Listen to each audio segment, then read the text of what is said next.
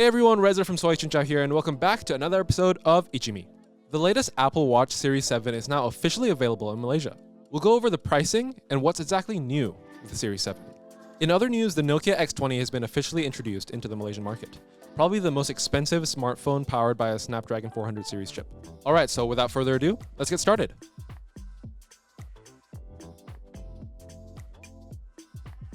The Nokia X20 is now officially available for pre-order in Malaysia.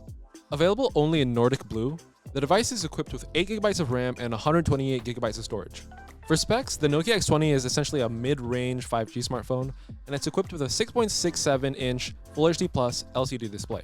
Under the hood, it's powered by a Qualcomm Snapdragon 480 5G chip that's mated with 8GB of RAM.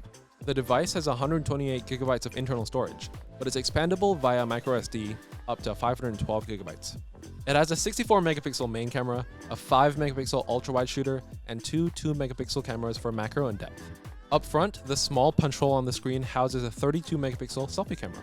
One of the features it has is dual-sight multicam mode, which lets you shoot with both front and rear cameras simultaneously. Powering the device is a 4,470 mAh battery, and it supports 18-watt fast charging via USB-C. However, the charger is not included in the box. The biggest highlight for the Nokia X20 is the warranty and software support. The device comes with a 3-year warranty, which is 3 times the duration offered by most brands. On top of that, you also get 3 years of security and software upgrades for greater peace of mind. It has a price of 1,599 ringgit, which is steep compared to competitors like the OnePlus Nord N10 5G. If you're interested, you can pre-order the Nokia X20 online via Shopee. During the pre-order period from 14th to 18th October, you'll receive a limited edition No Time to Die insulated water bottle and phone card wallet while stocks last. The Western Digital Facility in Batu Kawan, Penang just got admitted to the Global Lighthouse Network by the World Economic Forum. So what exactly is the Global Lighthouse Network?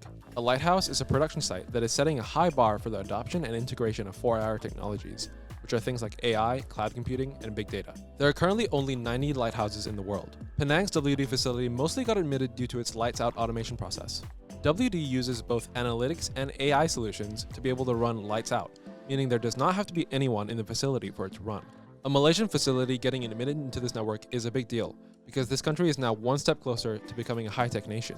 A WD executive said that the automation delivers 32% factory cost improvement, reduces product inventory and order lead time by 50%, as well as increases labor productivity by 360%.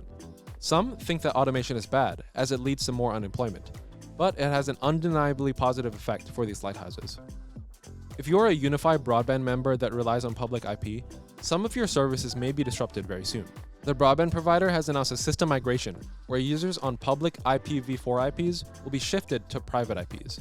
TM is implementing carrier-grade NAT for Unifi 30, 50, and 100 megabits per second customers. Services that may be affected include non-cloud-based CCTVs, server hosting, and video games where the content is hosted by the customer. For most of you, your internet experience should not be affected when switching to a private IP. The migration will be implemented in stages between mid-September 2021 and January 2022, between 2 and 4 a.m. Affected customers may experience a short downtime of 2 to 5 minutes. TM is implementing CGNAT for security purposes so that intruders will not be able to identify IPv4s assigned to customers. The move is also seen as a way to address IPv4 address exhaustion. The migration will only affect Unifi subscribers with a dynamic IP. If you're a Unifi business user that needs a fixed IP address, TM is charging 200 ringgit a month for one IP or 300 ringgit a month for 5 IPs. The latest Apple Watch Series 7 is now officially available in Malaysia via the official Apple Store. In Malaysia, Apple is only offering the aluminium and stainless steel variants. Here are the official starting prices for the Apple Watch Series 7 in Malaysia. For 41mm GPS, it's 1749 ringgit. 41mm plus cellular is 2199 ringgit. 45mm GPS is 1899 ringgit. And 45mm plus cellular is 2349 ringgit. Now for the stainless steel prices. The 41mm GPS plus cellular is 2999 ringgit. And the 45mm GPS plus cellular is 3249 ringgit. If you order online, most of the variants only ship in 4 to 5 weeks. However, you do get the option to customize your Apple Watch. In addition, Apple is also providing 3 free months of Fitness Plus for new Apple Watch buyers. Fitness Plus is coming to Malaysia very soon this year. So what's new with the Apple Watch Series 7? The 7th gen Apple Watch looks similar to its previous version, but it actually features a couple more notable upgrades. The screen is actually bigger with 20% more screen area, which is made possible by reducing the bezels by 40%. For added durability, it uses a crack-resistant front crystal for the stainless steel models, making it the most durable Apple Watch yet. The Apple Watch Series 7 is also water-resistant up to 50 meters and has IP6X dust-resistant certification. Apple has also improved its charging capabilities with a new USB-C charger. It can provide up to 8 hours of battery life for sleep tracking with just 8 minutes of quick charge. Alright, that's it for me today. Thank you so much for watching.